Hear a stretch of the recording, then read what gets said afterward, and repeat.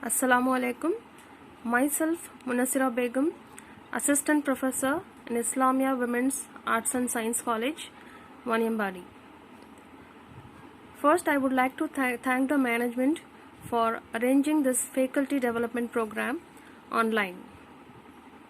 I also take this opportunity to thank Professor A.R. Kidwai and Dr. Faiza Abbasi for conducting this wonderful program. Today I'm going to deliver a lecture on microbiology. So we are going to talk about introduction to microbiology, branches of microbiology, classification of microorganisms, and scope of microbiology. So let's talk about the introduction to microbiology. So what is microbiology? Microbiology is a branch of science which deals with the study of microorganisms. So Anton van Leeuwenhoek is the father of microbiology, and he is the first person to see microorganisms in microscope. So microorganisms, they are invisible creatures and it can be seen only with the help of microscope. So what are microorganisms? They are bacteria, algae, fungi, protozoa, and viruses. So microorganisms, they are omnipresent, which is present everywhere on earth, including human beings, animals, soil, water, food, and atmosphere. So microorganisms, they can be beneficial or harmful to human beings. So let's talk about the branches of microbiology. So bacteriology, it is the study of bacteria. Study of fungi is mycology. Study of protozoa is protozoology. Study of algae is algology. And the study of parasites is parasitology. And the study of heredity and variation is genetics. And study of mechanisms involved in the development of resistance by body to infectious diseases is immunology. So let's talk about the classification of microorganisms. So the classification of microorganisms is known as microbial taxonomy. So it is classified in the following ways, which is based on plants or animals, based on their cellularity, and it based on the type of nuclear material.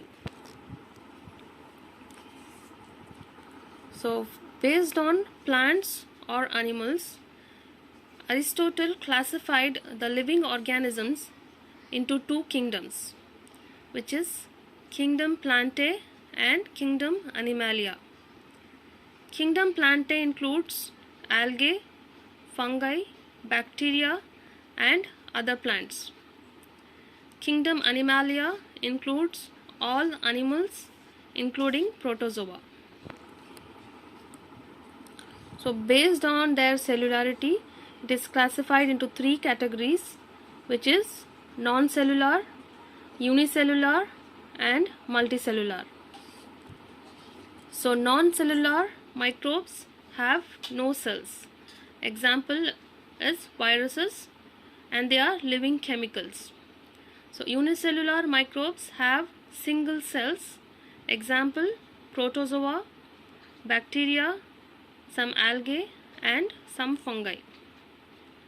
Multicellular microbes have many cells. Example fungi and algae. So based on the nature of nuclear material, it is classified into two groups, two major groups, which is prokaryotes and eukaryotes. So what is prokaryotes? The organisms which do not contain a nucleus is called as prokaryotes. So prokaryotes, they don't have nuclear membrane, and the nuclear material is not surrounded by a nuclear membrane. So which is called as nucleoid. So the cell containing a nucleoid is called as prokaryotic cell. Example is bacteria. Now what is eukaryotes? So the organisms which contain a true nucleus is called as eukaryotes. Here the nuclear material is surrounded by a nuclear membrane. So the cell containing a nucleus is called as eukaryotic cell. Example for eukaryotes is protozoa, algae, fungi and all animals. Now let's talk about the scope of microbiology. So we have medical microbiology, immunology, agricultural microbiology, food and dairy microbiology, industrial microbiology and genetic engineering. So let's talk about in detail about these scopes.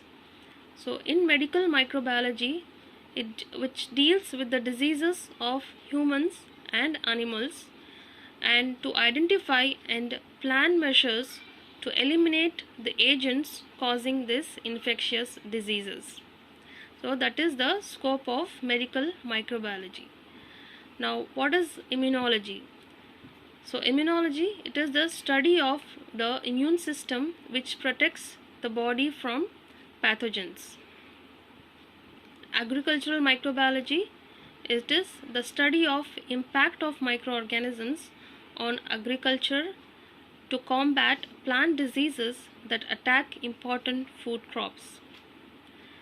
Food and dairy microbiology, it is to prevent microbial spoilage of food and transmission of foodborne diseases and to use microorganisms to make food such as cheese, yogurt, pickles, beer, etc.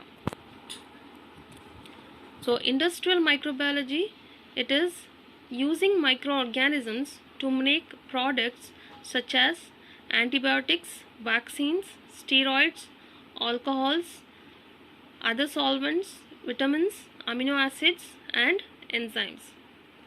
So genetic engineering is engineered microorganisms is used to make hormones, antibiotics, vaccines and other products. So that is the end of the lecture. That is the end of my lecture. Thank you.